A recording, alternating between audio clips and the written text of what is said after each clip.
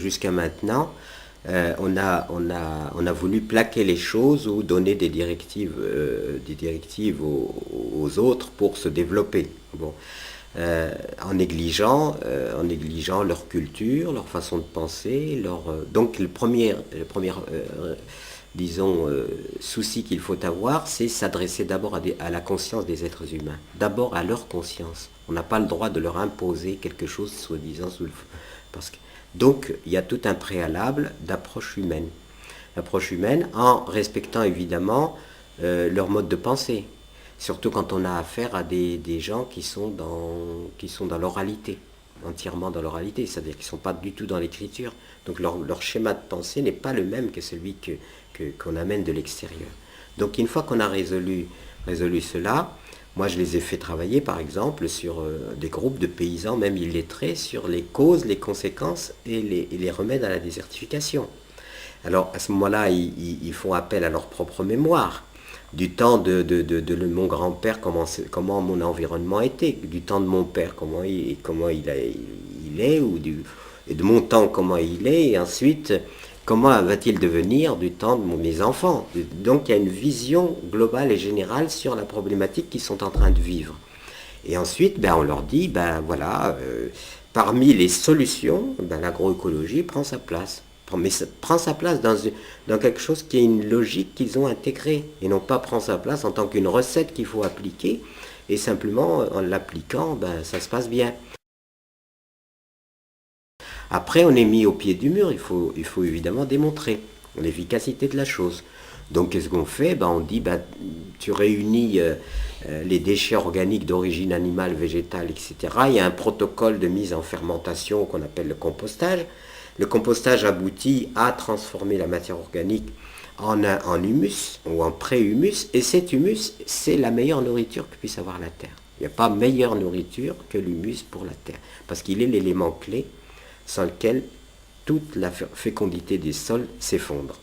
Alors, elle ne s'effondre pas en Europe, pourquoi? Parce qu'on met des produits, mais si on était réaliste, eh bien on verrait que les sols sont ruinés, sont morts, en fait, parce qu'ils n'ont pas de vitalité.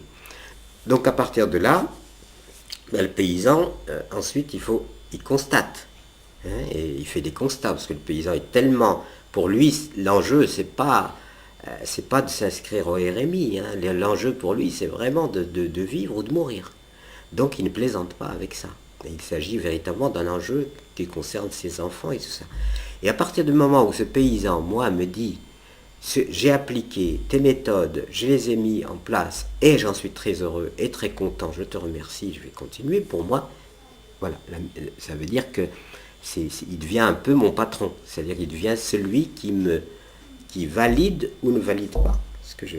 À partir du moment où il valide ce qui lui a été proposé, on peut être sûr que cette validation, elle repose sur des constats avérés. Ça ne peut pas reposer sur de l'à peu près, compte tenu de la rigueur à laquelle le paysan est confronté. Donc voilà, et c'est comme ça que, grâce à cette rigueur, maintenant, il y a une démultiplication et les paysans sont de plus en plus contents. La proposition et les méthodes proposées sont à leur portée. Il y a pas dès qu'un paysan n'a pas d'argent à sortir, ça lui va. Donc de ce fait, le paysan le plus démuni peut, évidemment, il faut qu'il ait un bout de terre, il faut qu'il ait son bout de terrain, son lopin de terre et qu'il a sa houe pour travailler. En général, ils ont une houe et un coupe-coupe, et puis voilà, quoi, c'est leurs outils. Jusqu'à ce niveau-là, du fait qu'il peut cultiver, qu'il peut collecter un petit peu de matière organique, le peu de matière organique qu'il peut collecter, il peut la transformer, et la transformation de cette matière organique va donner un compost, un pré-humus, et quand il va le mettre dans la terre, il va augmenter la production. Donc la biomasse peut grandir comme ça, de tout petit vers quelque chose de plus grand. Donc je n'ai jamais rencontré de difficulté, au contraire, ce sont les méthodes qui sont accessibles vraiment aux plus démunis.